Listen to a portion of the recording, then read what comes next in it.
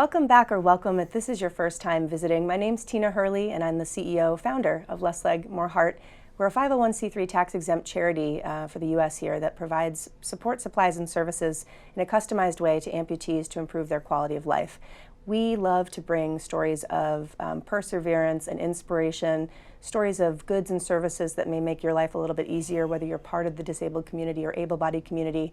And I'm really excited because a few months back I worked with a company that put an adaptive athlete on my radar, and I was surprised that I hadn't seen more of them in some of the circles that we had apparently crossed through. But they had many thousands of followers, were putting out content that was wellness-based, all about really just doing the best that they could, not really in spite of, but just because of the difference that they had, and seemed to very similarly disregard the victim mentality and similarly push the envelope with the capacity that we are perceived to have in the amputee community. So I'm excited to have you meet who is now a dear friend of mine, Sam Schaefer. Sam, Thanks for being here. Yeah, day riding around the car around Massachusetts to get it done, That's right? That's right. I've had the pleasure of hosting him here in New Hampshire. We are running a really cool clinic. Levitate is a running blade manufacturer, direct to consumer, that's bringing blades to people that otherwise can't experience that mobility. And Sam, who lives in the middle of the country, was kind enough to sort of last minute fly out here to participate in kind of the goodness and to help the community with the tools and the skills that he has. But I want to share a little bit about that because you've had quite a journey, and you. I did not walk a straight line here. Yeah, right. I did not walk a straight line to get here. Let's talk first about your upbringing. What about the way that you were raised or who you were pre-amputee do you think benefited the transition of your life? So I'm the second oldest of 12 kids. That basically puts you into a leadership role whether you like it or not. For better and worse, I embraced that growing up, and so coaching, teaching, helping, doing for others was always just kind of naturally a part of the playbook. It's led to me having a career in I coach professionally. I don't coach one or two classes a week. I coach as a full-time profession, and I'm very invested in my coaching and have been for the last decade, way before I actually had my amputation. And so that's just become what I finally really put together through years and years of working on this is that that's when I'm at my best. I am at my best when I get to operate in a way that's going to benefit others. I'm very big on the idea of just because I had a hard time with something doesn't mean you should also have to have a hard time. In fact, it should mean that you don't have. I should be able to smooth out your process.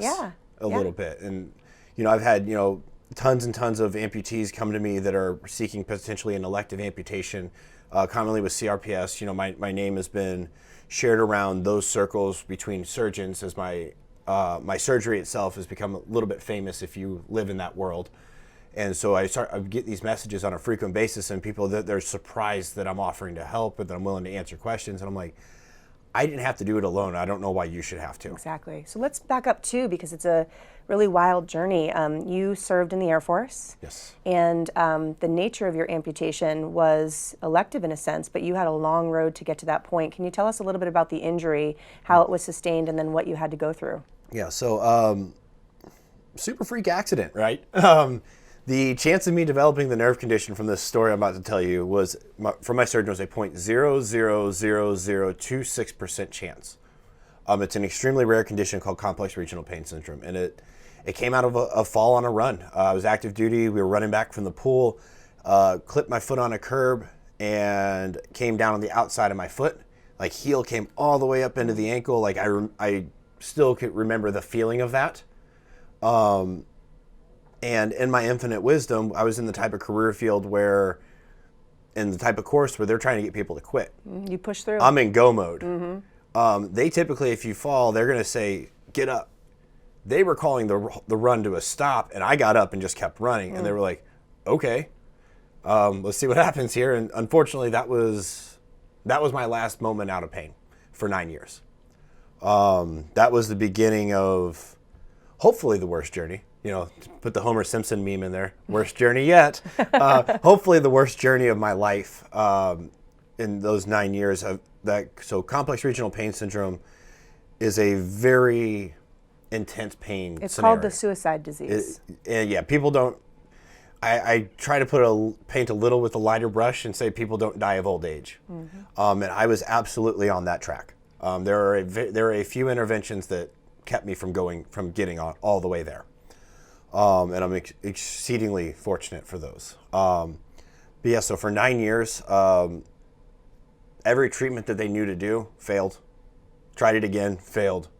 And just kept going backwards. And I'm working. And there's like no light at the end of that tunnel, right? Sisyphus. Yeah. Sisyphus, rolling the rock up the hill. And I'm just simply trying to not let it roll back too far. Things came to a head physically, emotionally, and late December of 2019, I was like, this has to happen. It's now no longer something that my wife and I knew might happen. It had to happen. Before we talk about the concept of elective amputation to improve quality of life, which is really fascinating for a lot of people that aren't in this community. It really messes people up. What do you liken the notion of this kind of chronic debilitating pain? Because a lot of folks that watch may have pains here and there. They've got Aleve and Tylenol that they take, but they don't understand how even to perceive what living from the second you're up till the second you go to bed, what a constant pain is like. What do you think? First, I think you can't, and that's okay. For that, plain and simple, you can't. My condition rates higher than natural childbirth on the pain chart, which is not a comparison thing. It's just I got an epidural for a reason. It's a perspective thing. Yeah. The analogy that I just kind of felt like it's just like almost like water torture, just like it always wants your attention, but giving it attention doesn't even help. But it's not going to stop. I actually remember when I was in significant pain for several years, not as many as you, but now that I have a toddler, and many of you parents can relate, like you just got to get an hour away. But your kid is unhappy, unfed, unslept, whatever the terrible circumstance is, and they are just screaming the entire hour, and you're just doing your best to hold on to your sanity because you have an objective and you have to make it work, and there's no other option. You got to keep driving, you got to keep going, but it's just wearing away at like the fiber of your being because it's just your nervous system is just getting shot. And so a result of that, and I don't know if you can relate, it makes people temperamental, maybe reactive, maybe angry. You're constantly in a stress state, or for anyone who's into the more health side or medical terminology, you're basically constantly being thrust into a sympathetic nervous system, which is fight or flight. So you have to live in fight or flight, and that is exhausting. I didn't sleep for 9 years. Yeah, your cortisol wouldn't let you. Yes, you know? like exactly. I couldn't fall asleep. If I did fall asleep, the pain was going to wake me up, and the sleep that I did get. You ever like wake up and like you just feel like you blinked? Like I don't feel like I got any sleep. Yeah, for sure. 9 straight years of that. Yeah. 9 straight years of that with 1 or 2 nights where I tried something new and it kind of worked, and it just simply worked better. So I was excited. Before we talk about the limb loss piece, which is huge, what were, if you're comfortable sharing on any level, what were some of the things that seemed to keep you out of that darkest place? Because there may be some people there now, and if you're someone that's a loved one or a community member of someone that seems to just be a little off, like are there any things you could recommend for them as an intervention that might help? So first, I mean, it's all going to happen between the ears, as lame and uncool as that is to say and unhelpful as that is right off the cuff. Like I just had a really strong belief in the best version of myself. Was I like happy with what the best I was capable of was at the time? Absolutely not. You don't cut your leg off because you're stoked about what's happening. Yeah. But I still had that commitment to myself, like if I can figure this out, if I can figure out a way out of pain, I want to be in a position to do something with it. And I didn't know if that was ever going to come. So it's hope, really, kind of, right? Yeah, and it's again, like, it's simple self-belief. Like if you're not going to bet on yourself, what are you doing? There's no better bet than yourself. And I had to constantly bet on myself that, all right, I'm going to try this new thing, and maybe it'll help, and maybe it won't. But it buys me time, and time is my own. And if I have time, I can continue and try to figure out the problem, instead of leaning into the fact that I have a problem. What about your loved ones? How did you feel in that darkness the most supported? What can people do that love people that are in that place? You just have to hold space. Like, you can't come to them with an expectation. It's not about you. If you're really going to be there for them, you got to understand it's not about you. It's not about you understanding they don't owe you anything. Like, if you that's what support is. Like that's what support is. My wife was with me when we chose the amputation. Like, we were already together. We chose this together. We chose knowing that the outcome was uncertain. She didn't have judgment or an assumption on, oh, I'm good if this. Like, and it's an incredibly difficult place to be because you don't understand actually what they're going to go through. Right. So, again, you have to trust them. Like, you have to trust that they're the expert in what's happening. You have to be, back to radical acceptance. You have to also practice that. And then, I mean, at that point, it's just figuring it out. Yeah. Like, I didn't have very many people to communicate with. I didn't have very many people that showed me that kind of support. A lot of people were like, I don't know what your problem is.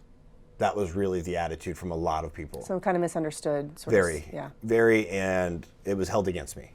And it is what it is. I can't change it, and neither can they. I don't believe it was malicious. It was ignorance. Yeah. But you have to choose to move from ignorance to understanding.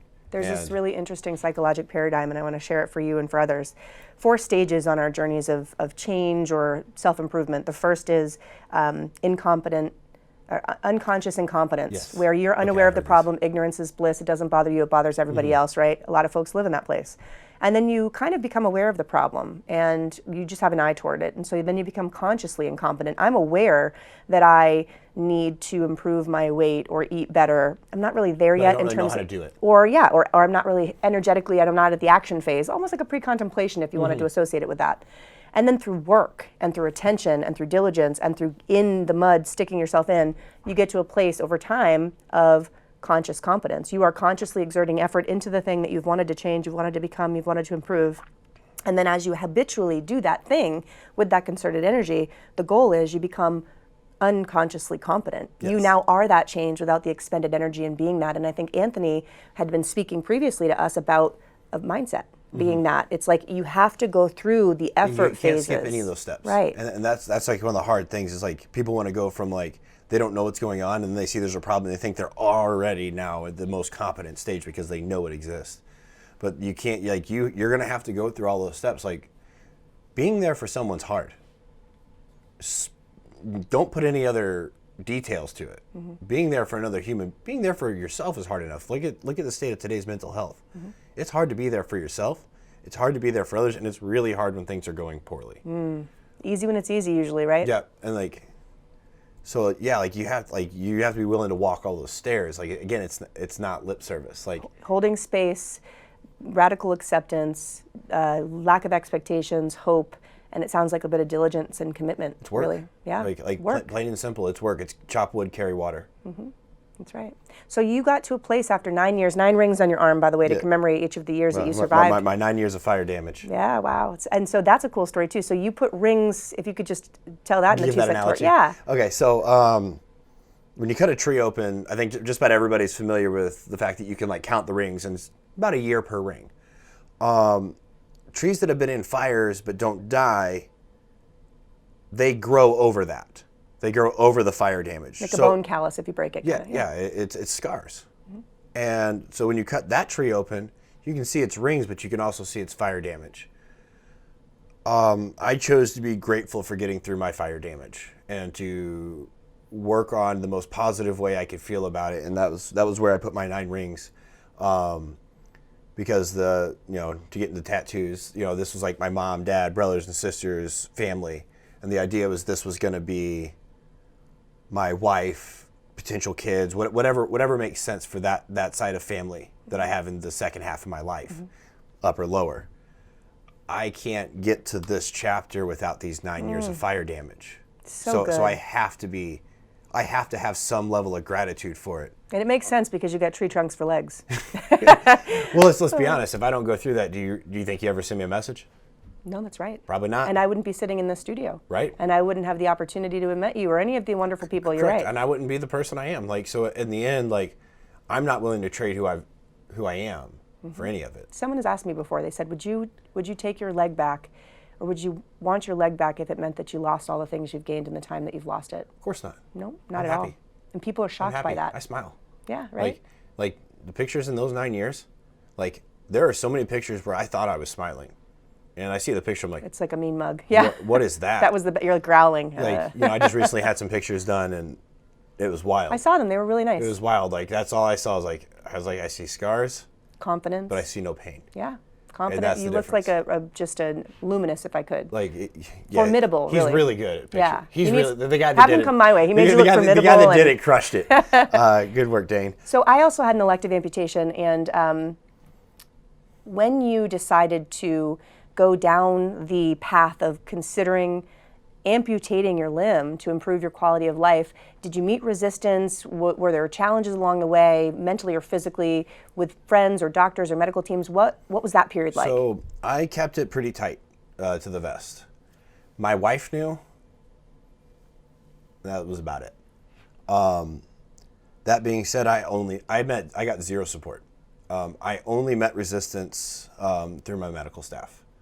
They're like, well, it's not a certain thing that's going to work.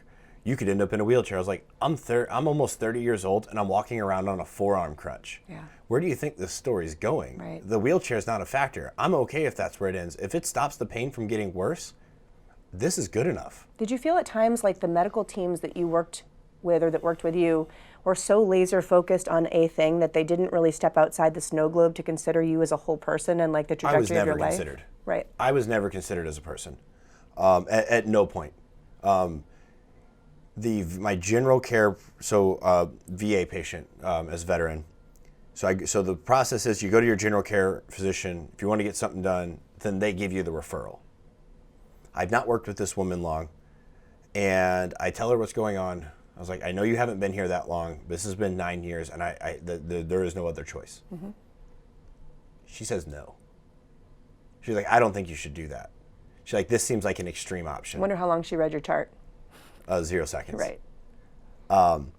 And she's just like, I think this is an extreme reaction. I was like, well, I've already started going to therapy, and you can talk to the therapist Right. about it. I've given him permission because I knew this was coming. Did you feel ever like you were treated a little crazy or malingering in those circumstances? Oh yeah, like I was treated like I had doctors trying to tell me like, well, I don't really believe in CRPS. I don't think it's a real thing.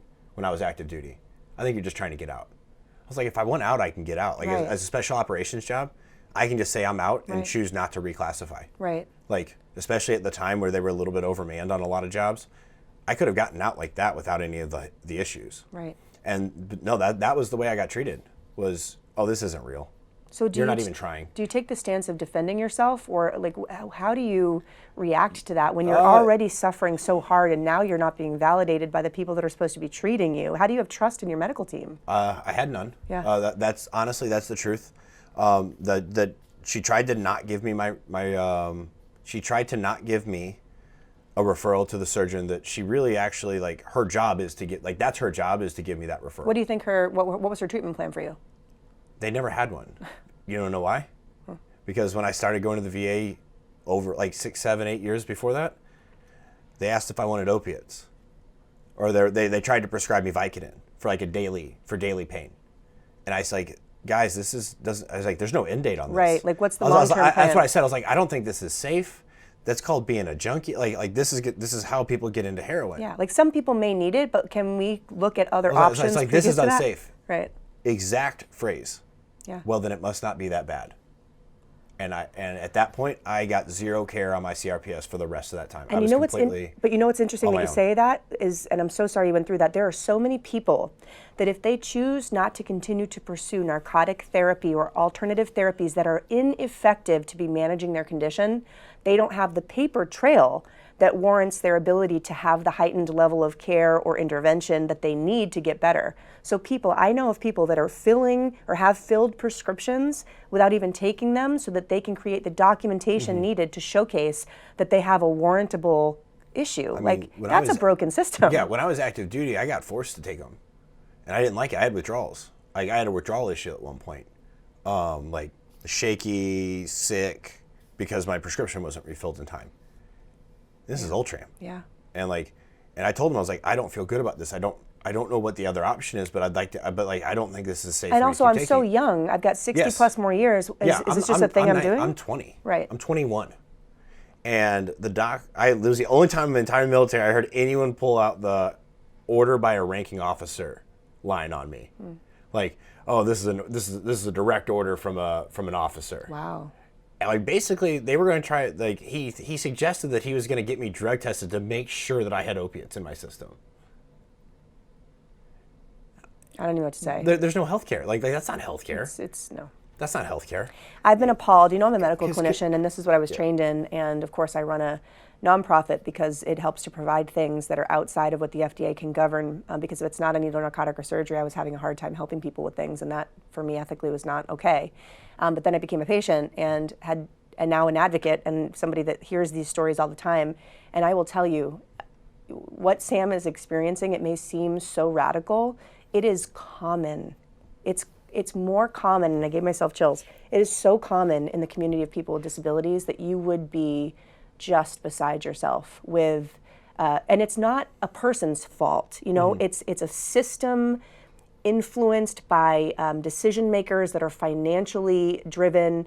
The VA is a pill farm. The clinicians that are involved likely are doing their best. They're overworked, they're understaffed, they're underpaid, they're likely undertrained in some capacities, and they are naive to how it feels. I always joke that like anybody that is prescribing medication or treating disability of any type should have a Harry Potter wand 3-month sentence to have that condition, because there is no greater experience than having it and living with it. Some of the things I've said as a clinician that I have adopted through the apprenticeship of people that I've worked under, I am a little horrified of. Like telling a cervical quadriplegic that they need to prepare they're never going to walk again, because that was what I was told by my attending to say. And then I went down to the Adaptive Training Foundation, and I'm watching these guys jumping rope. You know, it's like, how dare people give you a lack of hope, a lack of resource, a lack of referral? I mean, it's just to give naivety. You, like, just to say, your chances are zero. Peace. Bye. So you get to this place, she refuses your referral, and then what? Eventually, I do get it. Like, I eventually get to see the first surgeon I get to see, and he's a vascular surgeon. To start off, the absolute wrong guy that shouldn't have done my surgery in the first place. But this guy literally walks in, looks me in the eye. He doesn't say how. At no point does he like, "How are you doing? What's going on? Tell me your story." Gives me his name, and then starts putting fingers in my face. I'm sitting, he's standing, and goes, "You will fail if you do this amputation for this." It says that I haven't tried to get better at any point. Says I've not tried any treatments. Can I tell you something? I have been so I'm looking at the clinical side of things, and there's a paper trail. There's what you say, what you experience, what you get as a patient, and then there's what the clinical team writes that happened during that session. And the only thing that other clinicians are privy to by the time you get into their office, if they've actually read any part of your chart, is the paper trail of things that have been said about you. And it should be true, right?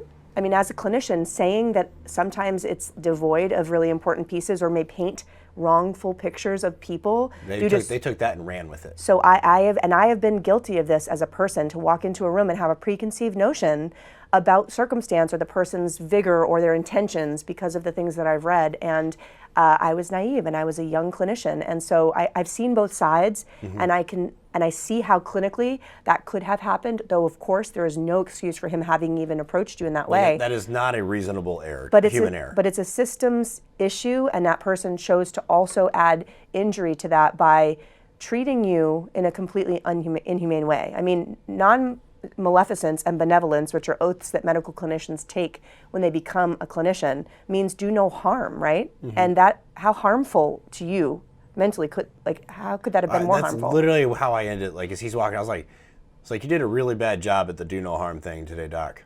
That was literally what I told him. Like, you could tell, like, the PAs that were following him just stopped dead in their tracks. I bet their eyes were down, like, ugh. They're like, guilty by association. They're like, no one talks to him like that. Like, you can tell, like, he just has that person. Like, God demeanors, right? It's the old head VA. Like, there's a reason why he's doing VA stuff, unfortunately. Like, but there's a lot of seasoned surgeons that also do it in other places too. There are. Yeah, but and like, it's an entitlement, right? Well, he's never been accountable for the quality of his work. He's got a bunch of he's just dealing with free patients. I have a question for you, and this is for all of our metric people out in the systems. Because of all the stuff you were going through, you likely didn't have time to fill out the surveys where they requested, how was your experience here, right?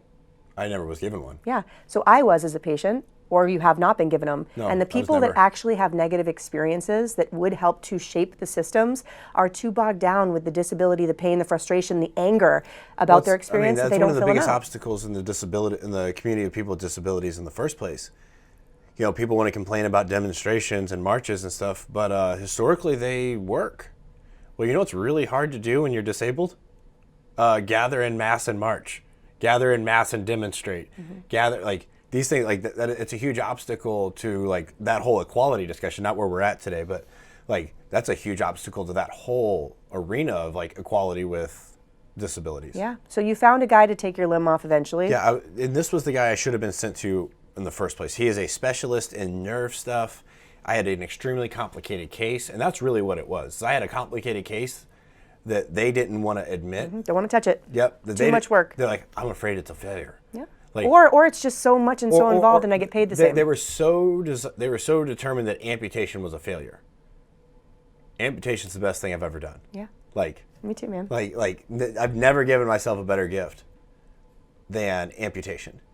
And it took a team, a doctor that you trusted, that cared for you, that treated you like a person. He didn't talk in the first bit of the consultation. Wait, he listened to you? That's it. What? Like Dr. Felder didn't, like, he was like, what's going on? He's like, hi, I'm Dr. Felder. I've read a little bit about, he's like, I've read your file, I've read some stuff, but he's like, but I want to hear it from you. The best so tell me what's going on. As a human we can do, right, with other people is that like shut up. Is exactly Just that. Listen. Don't wait to talk. Listen. Right. That's a really good point. Sam, we're running out of time. It goes so fast. I want to talk with you forever. Okay. I'm sure you guys do too. Can you tell me why you're here, what we're doing, what you're excited about? I am extremely excited to get to give back to some amputees. I have got this real big theory that, like, if I've got something figured out, there's no reason, and I had to go through it the hard way, no one else, like if I do my job, other people don't have to go through as hard of a way. So I've been given an awesome opportunity with Less Leg, More Heart, and Levitate teaming up and allowing me to come in and help coach at this sports clinic to help get not only get into the accessibility side of things from devices, but actually getting access to somebody who can speak their language, somebody who understands actually what they're doing, has worked through the exact process they're trying to do, and I am just incredibly privileged to get to communicate that to people that want it, like plain and simple. My coach has this great line that he is committed to. He wants to invest in the invested, and everyone that shows up on Saturday is clearly invested. And I am so excited to invest back. Love that. Well, Sam's also a peer-to-peer fundraiser for our Levitate campaign. So every $2,000 that he's able to raise through his platforms and forums, we're going to give a blade dollar for dollar to an amputee of his selection. If you guys are interested in helping us raise funds to give people back their mobility, it's Limb Loss Awareness Month. There is no better time to help us help them than putting some spring in their step this spring. You can look at our website, lesslegmoreheart.com, at the Running Blades tab for more information. And thank you so much for tuning in. Sam, thank you so much for joining us. I'm happy. Thank you for bringing me on. It's really wonderful. And until next time, guys, put your best foot forward.